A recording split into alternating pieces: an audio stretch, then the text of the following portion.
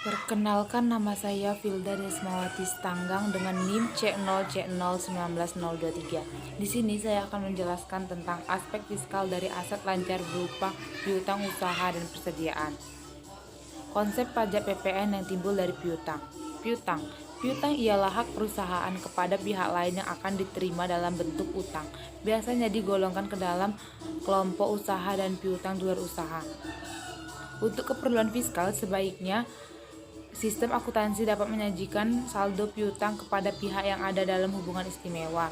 Pemisahan ini dimaksudkan untuk mempermudah fiskus dalam mengetahui WP melakukan penghindaran pembayaran melalui penetapan harga transfer. Agar dari pembukuan piutang dapat diperoleh keadaan mengenai saldo piutang, maka rekening piutang khususnya untuk keperluan fiskal harus dapat memberikan keterangan data sebagai berikut. Yang pertama ada nama dan alamat lengkap debitur. Yang kedua, jumbo piutang kepada masing-masing debitur. Yang ketiga, saat timbul maupun berkurangnya piutang. Yang keempat, jenis piutang, misalnya piutang usaha, piutang kepada pegawai, piutang kepada pemegang saham, dan piutang bunga. Yang kelima ada hak penerimaan bunga. Yang keenam, tanggal jatuh tempo piutang. Yang ketujuh, jumlah piutang yang dapat dihapuskan. Yang terakhir, keterangan lainnya yang berkaitan dengan piutang. Perlakuan pajak pada piutang tak terdagih piutang usaha. Piutang usaha terjadi akibat transaksi penjualan barang atau penyerahan jasa untuk kegiatan usaha normal perusahaan. Piutang usaha terjadi karena penjualan barang yang ada penyerahan jasa secara kredit. Piutang dapat dicatat jika barang telah diserahkan. Dalam usaha pelayanan jasa, piutang dicatat pada saat pelayanan jasa dilaksanakan. Pada umumnya, piutang seperti ini tidak disertai suatu surat-surat perjanjian yang normal. Akan tetapi, ada kalanya bentuk piutang usaha dinyatakan dalam bentuk surat dagang komersial, yaitu wesel tagih. Piutang yang dapat ditagih dalam 1 tahun dapat digolongkan ke dalam aset lancar, sedangkan piutang yang tidak dapat ditagih dalam 1 periode dapat digolongkan pada aset lain-lain. Adapun syarat-syarat penghapusan piutang yang nyatanya tidak dapat ditagih menurut Undang-Undang PPH Nomor 36 Tahun 2008 Pasal 6 Ayat 1 itu huruf H sebagai berikut. Yang pertama, telah dibebankan sebagai biaya dalam laporan laba rugi komersial. Yang kedua, harus menyerahkan daftar piutang yang tidak dapat ditagih kepada Dirjen Pajak. Yang ketiga, telah diserahkan perkara penagihannya kepada pengadilan negeri atau instansi pemerintah yang menangani piutang negara, atau adanya perjanjian tertulis mengenai penghapusan piutang antara kreditur dan debitur yang bersangkutan. Yang terakhir ada syarat sebagaimana dimaksud pada angka 3, tidak berlaku untuk penghapusan piutang tertagih debitur kecil. Piutang dengan pihak yang mempunyai hubungan istimewa. Piutang dalam hubungan istimewa merupakan saldo tagihan dari transaksi yang dilakukan dengan pihak di mana perusahaan mempunyai hubungan istimewa.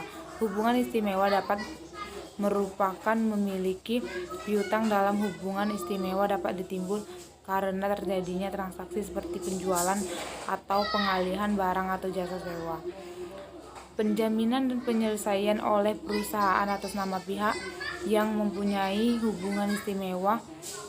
Dalam praktik bisnis, harga yang dibebankan kepada pihak pembeli dapat menggunakan dengan harga yang tidak wajar, misalnya menjual aset dengan harga yang lebih rendah dari harta yang sejenis. Definisi harga wajar di sini, apakah harga yang berlaku umum atau sama.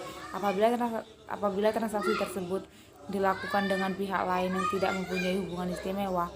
Apabila terdapat transaksi dengan pihak yang mempunyai hubungan istimewa, maka diungkapkan sifat dari hubungan tersebut, juga informasi yang diperlukan tentang transaksi dan saldonya.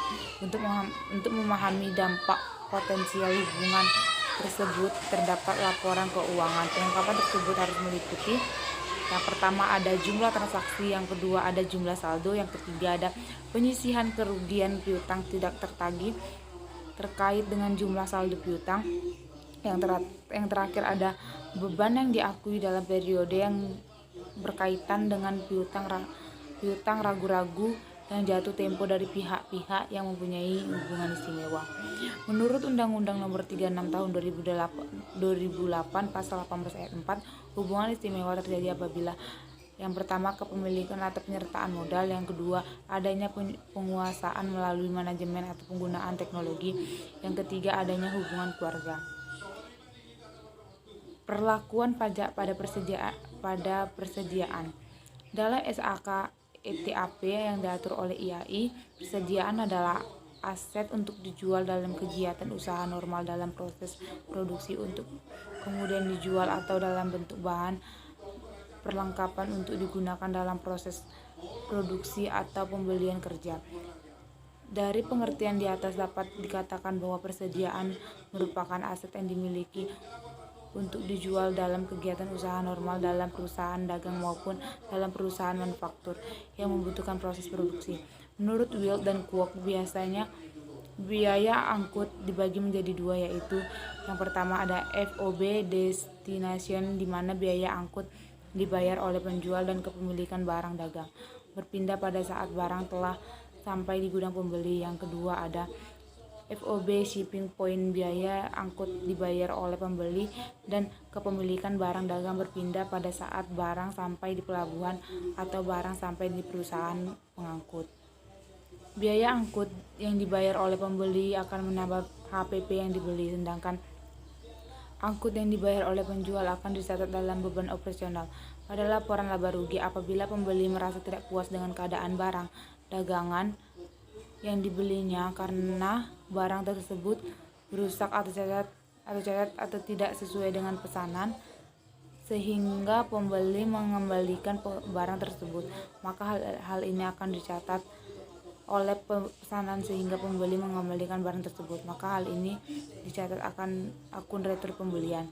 Sebaliknya, ketika pembeli mengembalikan barang dagang yang dibelinya pada pihak penjual, maka atas transaksi tersebut oleh penjual dicatat dalam akun retur penjualan.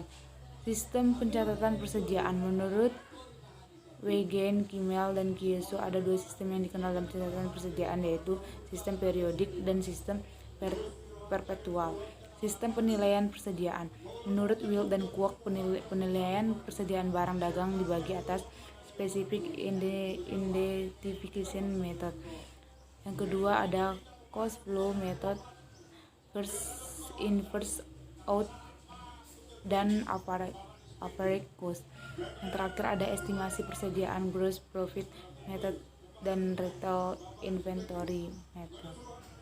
Sekian, terima kasih.